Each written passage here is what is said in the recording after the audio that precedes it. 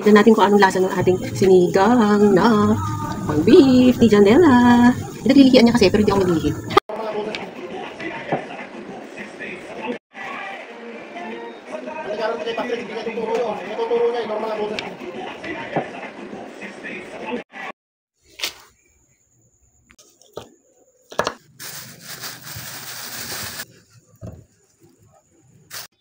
Ayan mga kamangsi, gawa tayo ng, magluluto tayo ng ulam pala.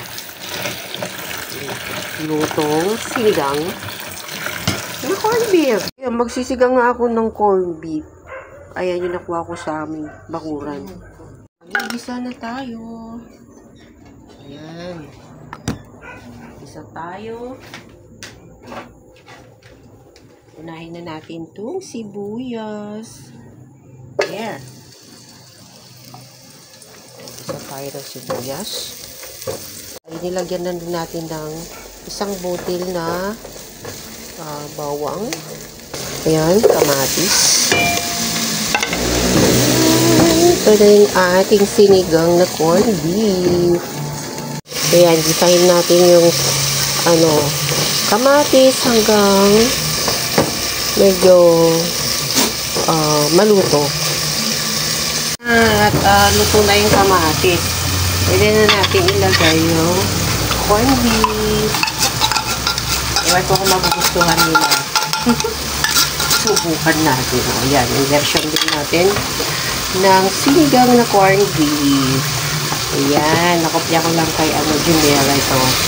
Sa kanilang asawa. Ayan, ito pinaglihan ito ni Janela. Ayan, pagkatapos ay pakulan natin ulit yan. Ayan, pakulo-kulo-kulo. Kulo-kulo-kulo. There. Ayan, kumulo na. So, pwede na natin lagyan ng sabaw. Ayan. Lagyan natin.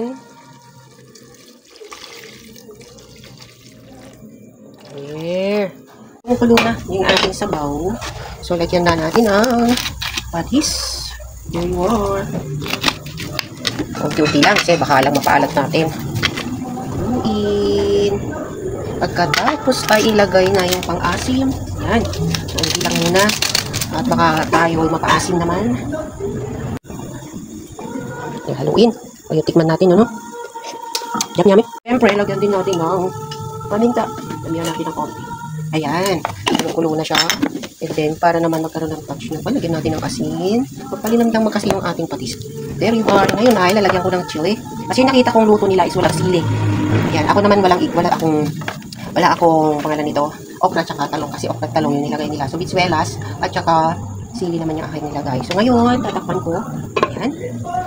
Tignan natin kung anong lasa ng ating sinigang na corned beef ni Janela.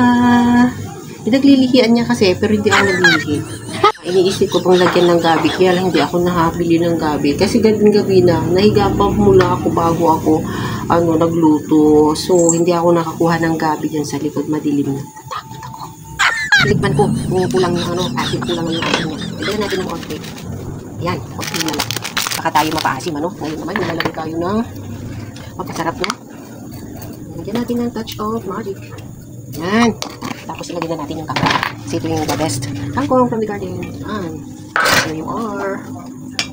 Ating sinigang na corned beef. Yay. Mukhang masarap.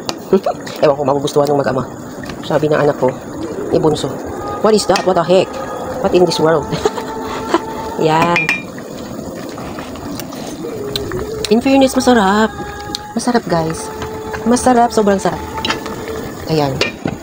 Ayan, guys, yung sinigang na ang corned beef na sinigang. Masarap, masabaw. Ang sarap ng sabaw, guys. Thank you for watching.